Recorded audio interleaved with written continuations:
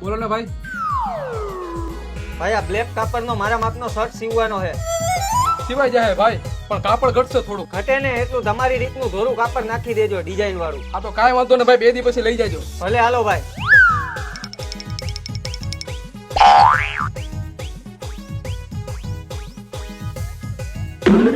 લાવો ભાઈ મારો ઓલો શર્ટ સિવાઈ ગયો ને ઈ. આલી ભાઈ તમારો શર્ટ લાવો 300 રૂપિયા. આલ્યો ભાઈ 300 રૂપિયા.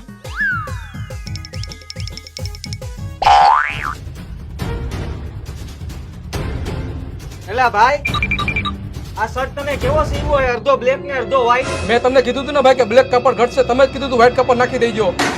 પણ આવી રીતના આવ થોડું હોય. મારે ઈ કાળો શર્ટ પહેરીને છોકરી જોવા જવાનું હતું. હવે છોકરી વાળા હા પાડશે કે નહીં?